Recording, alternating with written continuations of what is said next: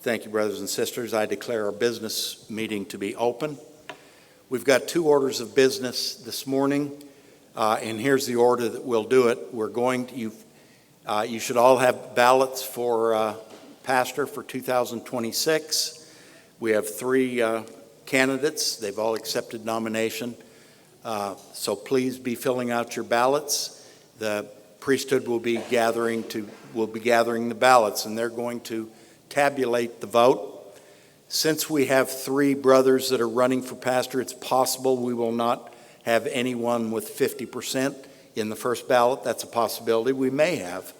If no one has 50% in the first ballot, we will have a second ballot among the top 2 vote getters. That's the way we will run the pastoral election. So please fill out your ballots at this time. Yes, sister?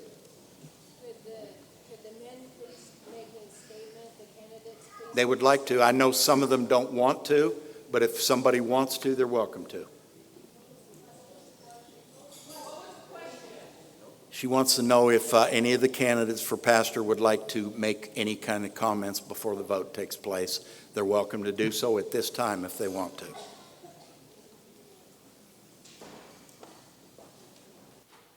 Ivan?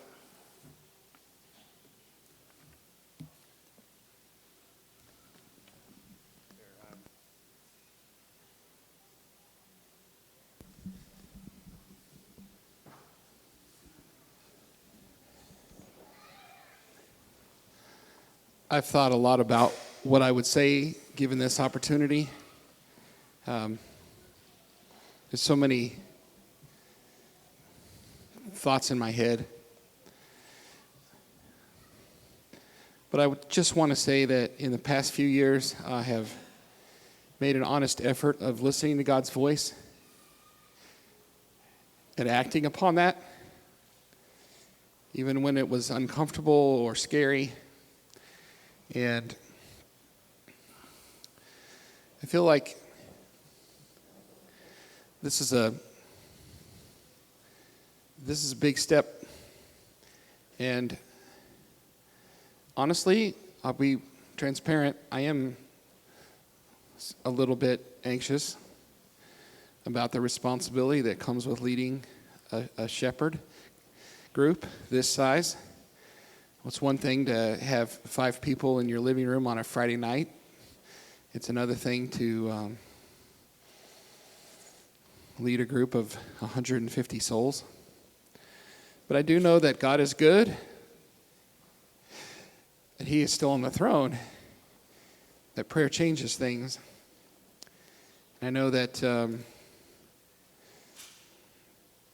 there is an anointing that comes with accepting the leadership.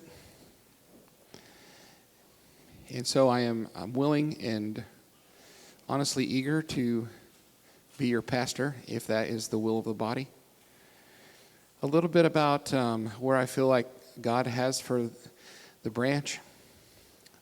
We have struggled for a long time with looking in the past, looking in the rearview mirror, and wondering who we were, who we are. I want to look forward. I want to be led by the Spirit, focused on Jesus Christ, wherever that may take us. I want people to be able to come to Living Hope.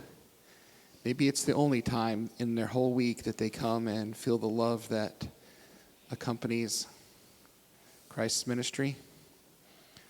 I want to worship the Lord in dynamic ways that feed us as His children. And I want to share the gospel of Jesus Christ with those outside these walls that don't know Him. So I would appreciate your support if these sound like things that you could get behind. And we'll see what happens. Thank you, Ivan. Brother? Larry? No?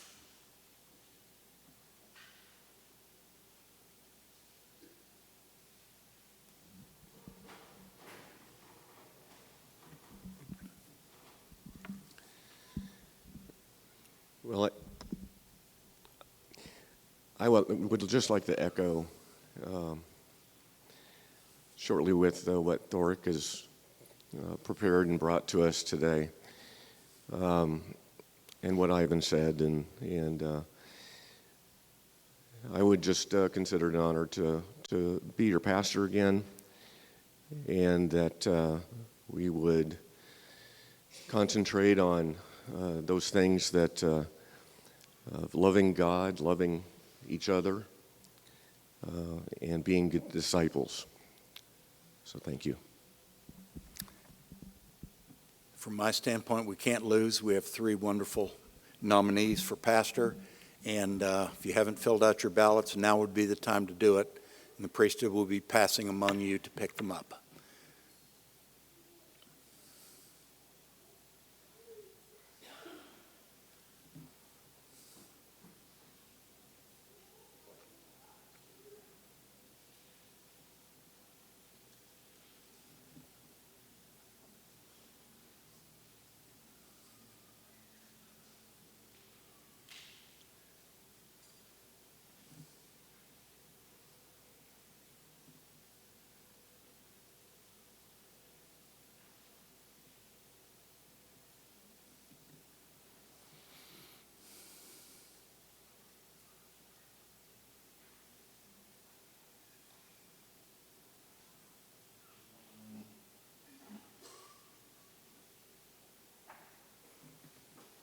I know whoever is selected today will need the support of this congregation. Those prayers really make it all possible, so I know you will do that. As those votes are being tabulated, we have one other matter before us this morning, and it's the Neighborhood Network program that's been in place in this branch in conjunction with Outreach for how many years, Richard? 14 years.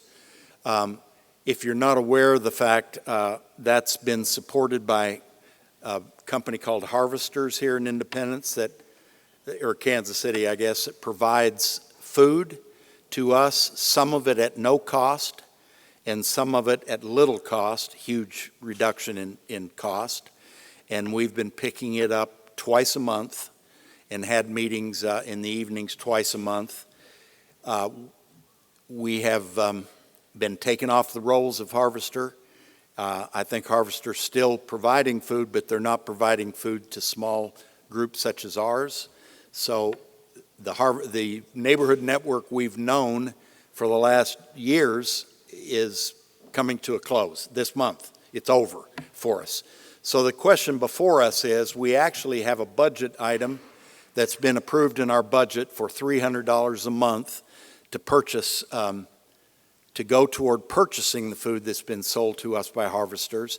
The Outreach branch also puts in $300 a month, so we've had $600 a month to spend at Harvesters in addition to all the food they give us for nothing.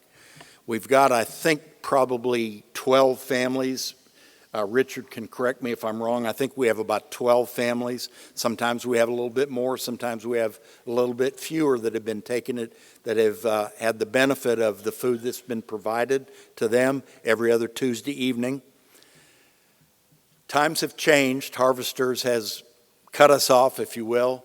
And so the question on the floor is, what would this branch like to do with regard to Neighborhood Network? We do have a budget for it that's been approved through the end of the year. And I know Richard probably will have something to say about this. Would you like to frame this for us, Richard? Okay. Richard's been founded Neighborhood Network from the very beginning, has been involved all these years. And so I know he wants to speak to us about what the future might look like. First of all, I don't rise to make a sales pitch. This is something that we have to evaluate as a people as to what we want to do going forward. I will say this, that having been with it the entire time, a number of families have come into the program, were able to, through things that took place in their life, be restored in a time, and then have moved on. There's some families that have been with us for a great length of time.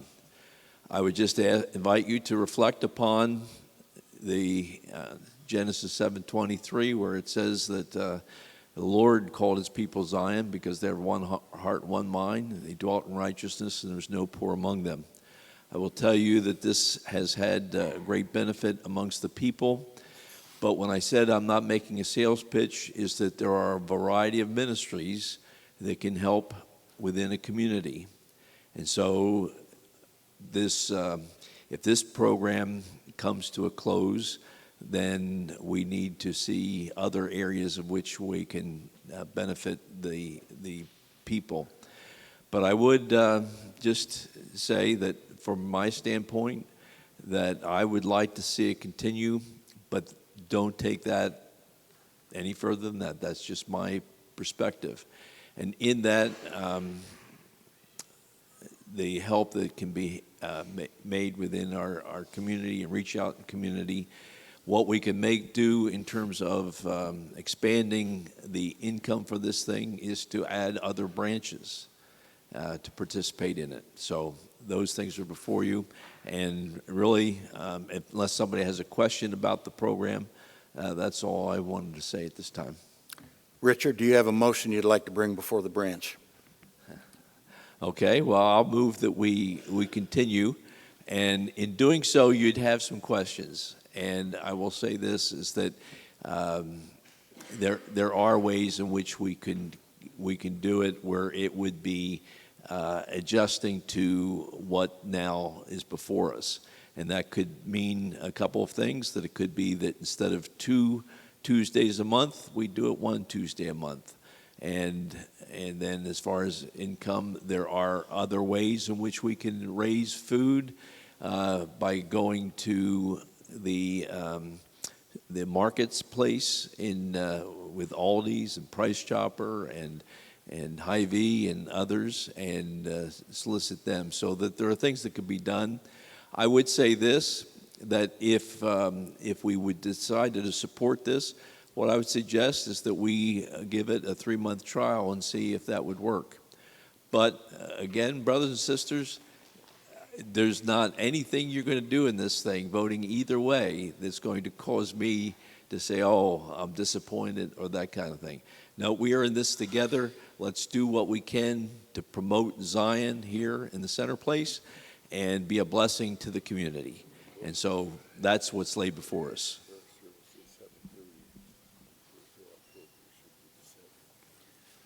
We've got a motion on the floor, and let me paraphrase, and Richard, clarify if I don't get this right. He would like to see Neighborhood Network continue through the remainder of this year. The money would be, the $600 a month would be used to purchase the food for the families, and the network would meet once a month. Is that the motion? Do we have a second? It's $300 from us and $300 from Outreach. It's already in our budget. Do we have a second for that motion? Well, comments will come if we have a second. Jim Nolan seconds the motion. Time for discussion. I have the mic over here.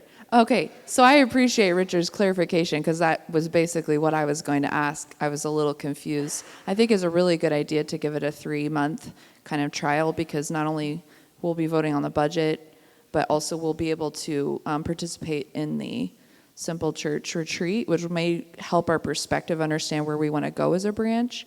So I really like that idea. So I just wanted to say thanks.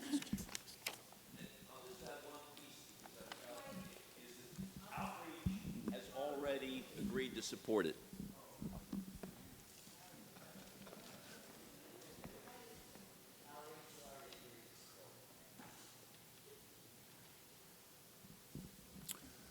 Any other comments? I see Janet. It always scares Bob when I speak. Rightly so. Having worked with Neighborhood Network for quite a few years, I'm a little concerned that things need to be changed. I know they used to do classes, and they don't do that anymore.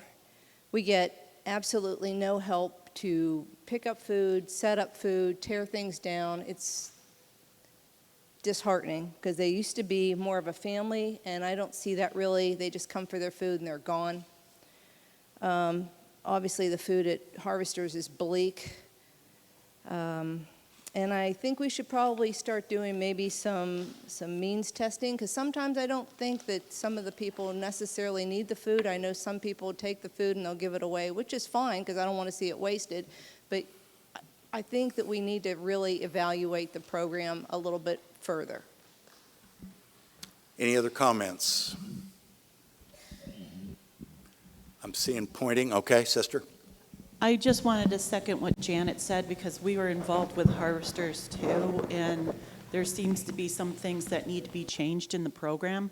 My thoughts on it is there's other areas where the families can get food, but we could concentrate more on other needs that they may have that are not food-based. And that's where I would like to see the money go. Thank you. Anybody else? Elsie?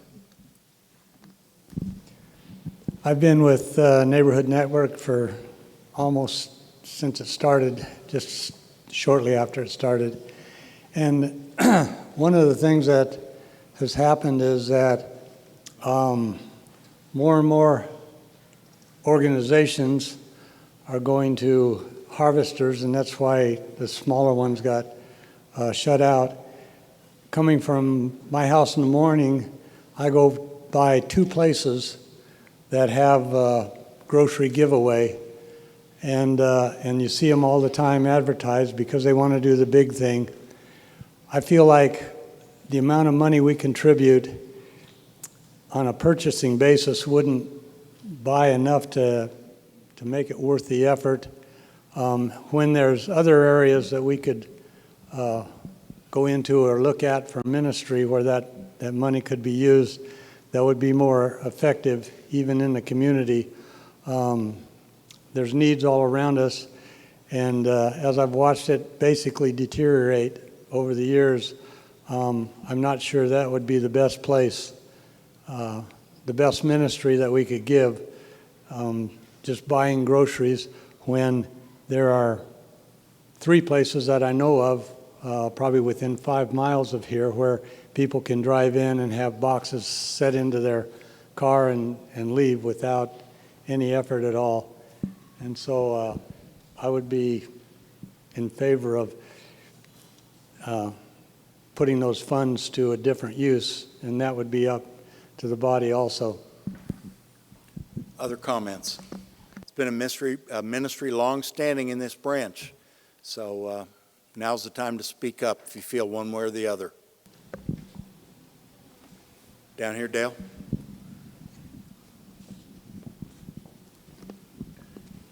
Other way, Dale.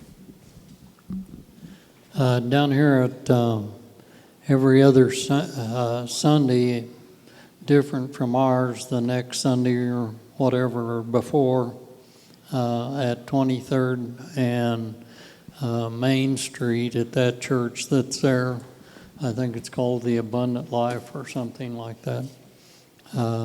They have a program and they guide traffic in and out of it and so on, and they just go at it really well and so on. So it's not like they can't get the services rendered elsewhere. It seems like, too, at least what I've seen, an awful lot of the food that gets here is pretty much rotten and so on at this point. And so I'm wondering if we're just getting the shoestring and we're paying a lot of money for food that's already dead and gone. I know they had strawberries here this last time, and I don't think any of them looked like they'd survived from anything. So, Thank you, brother. Sure. Bob? Just a minute. Get with you, Buck. One thing I want to respond to as far as the food items is that those are free goods from Harvesters. Those are not monies that we're paying for. So I want to make sure that we're clear on the information, is that the harvesters was mainly helpful for bread items and produce. And those are the things that would either could be outdated or whatever, but we never paid anything for it. Okay. But they're not available to us at this anymore, is that No, correct? that part is over. Yep. Yeah, that part's over. Buck? I just want to say originally Harvesters was set up to help families get a step toward being self-sufficient. And that's the original design of it. It was set up with 12 Blocks West. They had several groups. Over the course of the years, we were the last one of those groups. And the people that come in and used it for that benefit have moved on. We've had EMTs come out of it. We've got people that are working full-time jobs that have come through it. And we're to the point now where the only ones that are still coming and still involved are the ones that have never proceeded to go any further. And getting help to even clean up has been a battle for the last 4 years. And so I really believe that we're not doing a service to those people, because if they're only coming for the food, we have, you've heard it several different places here where they can get food that's a whole lot better than what we've been able to supply. And we don't have the funds to create a food bank that's going to help out in that kind of a hand that needs to be helped out with. We just don't have the support or the funds. We couldn't even get people here in the congregation to come help with neighborhood networks. So I don't see how we'd even be able to start doing a food bank. And I really think that those monies could be going towards other benefits in the community, or even in our own branch, like towards the youth of the branch. You know, there's a whole lot better things we could be doing that would be serving the people a whole lot better. That's just my opinion. And I've been with Harvesters for 12 years with the neighborhood networks. Who else? Want to give you time to. Voting in favor of the motion would allow our participation with Outreach and Neighborhood Network till the end of the year, be reconsidered at budget time. A vote against the motion would basically take that item out of our budget for the remainder of this year. And we would not have any more meetings, at least for the remainder of this year. Is that understood? All in favor of the motion, raise hands, please. All opposed?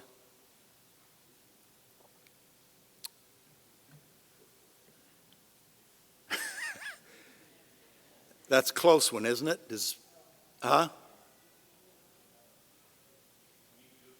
Vaughn, come up here and help me judge these hands. And there may be some other way we can do this, but it looked to me like opposed one, but I want to be very careful. All in favor of Richard's motion, raise your hands, please. We probably ought to count them. You want to count over here?